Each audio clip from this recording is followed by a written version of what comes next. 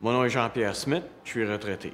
J'ai voyagé avec Sinorama. On a fait les Splendeurs de Chine, 21 jours. C'était fantastique. C'était mon premier voyage en Asie. Je regrette de ne pas y avoir été avant. Ça a été une découverte culturelle énorme. Les plus joyeux, c'était lorsqu'on a fait l'ascension de la muraille de Chine.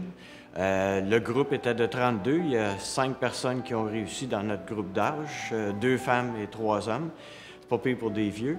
Très difficile à monter, mais une fois rendu en haut, tu dis on l'a fait, c'est super. Juste ça, ça valait la peine du voyage. Ensuite, il y avait la cité interdite. On n'a aucune idée comment c'est vaste, comment c'est complexe. On voit seulement que l'entrée principale, d'habitude, mais une fois qu'on est en dedans, c'est des corridors, c'est des plazas, puis d'autres plazas, tout entourés. C'est inimaginable. On a fait aussi Wuhan. Avec les jeux de lumière le soir, c'est comme...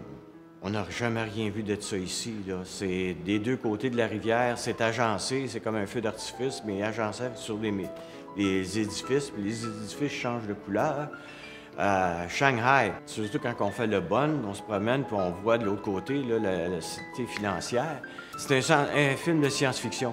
Là, on se promène là-dedans, là, puis tu vois ça se peut pas. C'est magistral, c'est beau, c'est propre. Tu peux même, quand tu es à Shanghai, tu peux continuer dans les petites ruelles derrière les restaurants, puis il n'y a pas personne qui va te déranger non plus, c'est sécuritaire.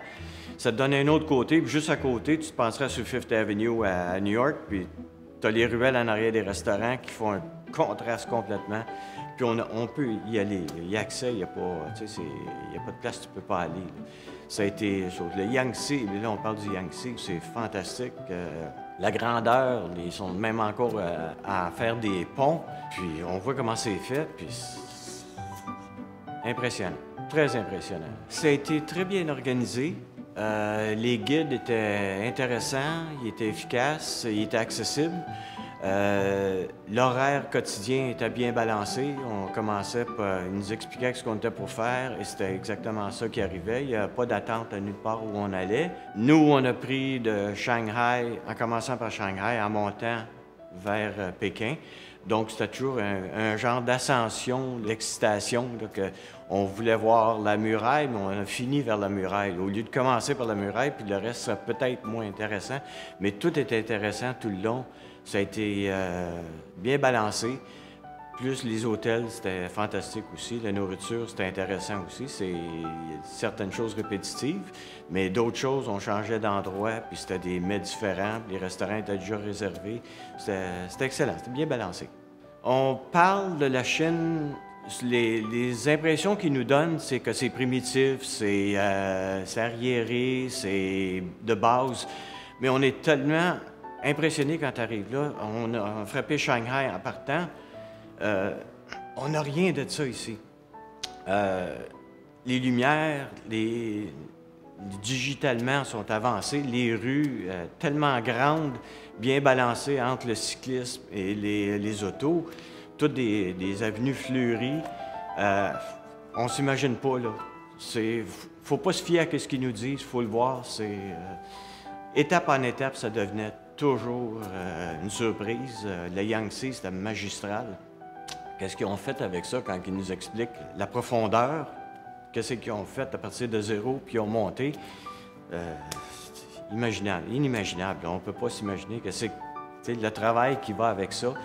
La planification, on voit des rues, quand on prend le TGV, on traverse quasiment des déserts, puis ils construisent un peu, ils commencent, mais il y a déjà des grandes rues. C'est pas, on a fait une erreur, c'est pensé d'avance, puis c'est très impressionnant. Je ne m'attendais pas à ça du tout. Les soldats, ça, je ne m'imaginais pas que c'était si grand que ça. On voit toujours quelques photos rapprochées, mais ça, c'est immense. C'est immense, là, puis bien ordonné, puis on voit où ils travaillent, où c'est qu'ils sont après à améliorer. Fantastique. Toutes les tours, là, elles sont toutes impressionnantes. Tout est différent, tout est impressionnant. Puis pas mal bien. Comme j'ai dit, ça donne le goût de retourner, là. Avoir plus de temps aussi. Les seuls commentaires que je pourrais faire à Sinorama, c'est merci beaucoup. J'ai absolument rien à regretter du voyage. S'ils peuvent continuer avec les guides qu'ils avaient, on a changé de guide souvent. C'était le même calibre de compétences. C'était excellent. On a bien aimé pas s'occuper de rien. Il y a des gens à qui on a parlé après ça que la seule chose que ça leur a permis, c'est de décrocher complètement. Puis nous autres, on a fait la même chose aussi. Tu penses à rien, s'occupe de tout. Comme commentaire, c'est continuer parce que c'est excellent, c'est très intéressant. Puis comme j'ai dit tantôt, on pense bien gros à recommencer avec Cinorama, là, et puis absolument rien à dire.